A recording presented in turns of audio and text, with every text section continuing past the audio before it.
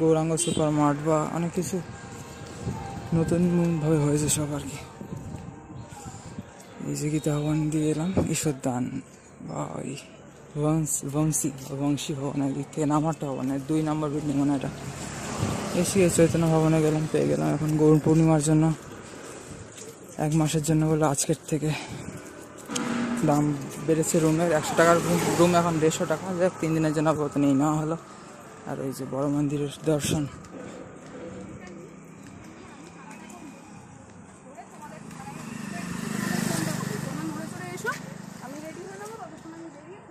ওই যে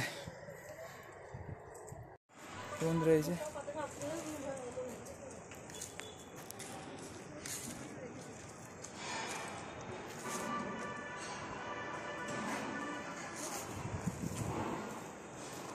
ওইদিকে ফোকাসে নিচ্ছে না। ওই যে আমার সাথে মন্দিরে ভিউ আর কি। এবার রুমে গিয়ে ফ্রেশ হতে হবে, খুব জার্নি হয়ে গেল। কারণ আমার কাজ চলছে আর এখানটা খালি জায়গা রয়েছে তো দেখাচ্ছি। এই সব প্রচুর কাঠ এখানে। এখানে কাজ হচ্ছে বলে সমস্যা হয়ে গেছে গৌরনীত ধর্মশালা থেকে বতা ভবনের জন্য। তার জন্য 3 নম্বর গেটটা খুলে দিয়েছে, যদিও তাও সমস্যা হয়ে গেছে। এই যে আমাদের এই বাথরুমের সাইডটা আর এই সামনে 4 নম্বর গেট, বাঁদিকে ওই গোশালা বা ওই মিষ্টি প্রসাদের যে মিষ্টি আছে তার স্টল। তারপরে বেরিয়ে যায়। এই যে নামহাট ভবন 4 নম্বর গেট। আমাদের এই গৌরীয় ধর্মশালা এখানে কাজ হচ্ছে বলে সমস্যা হয়ে গেছে। এখান থেকে খুব তাড়াতাড়ি কথা ভবন। এখানে যাওয়া যাবে, এর ওইদিকে যাওয়া যাবে না। হ্যাঁ, এই যেখান দিয়ে মন্দিরে খুব সুন্দর দৃশ্য এখানে দেখা যাচ্ছে।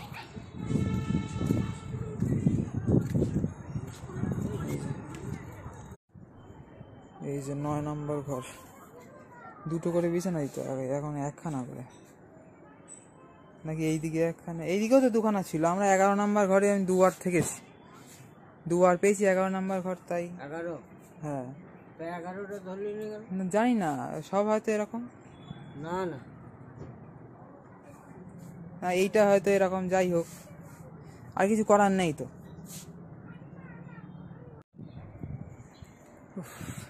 কি অবস্থা, একদম প্রচুর কষ্ট হয়ে যায় আসার দিন আর কি। তারপরে আস্তে আস্তে ঠিক হয়ে যাবে। যাই হোক, দেখা যাক এবার কতটা কি এক্সপ্লোর করা যায়। মান্থলি রেন্ট ওয়ালা রুম দেখতে হবে। সব ঘরই বড়, একই সাইজ প্রায়, শুধু এখানে 2টো খাটের জায়গায় 1টা খাট। আর আমাদের জানলাটায় মানে খুলবে না, একটা পাল্লা খুলবে।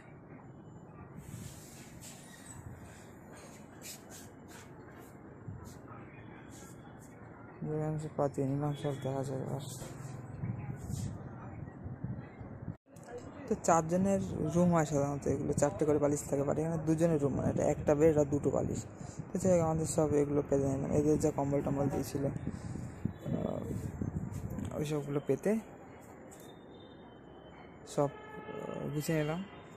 ঠিক আছে, এখানে লাইটটা জোর আছে মনে হচ্ছে। আবার অন্যান্য ঘরের থেকে এখানে মনে হচ্ছে লাইটটা জোর। আর এখানে বাইরের লাইটও ওই ঝাঁঝরির মধ্যে দিয়ে আসছে এখানে, তো সেক্ষেত্রে একটু সুবিধা হচ্ছে।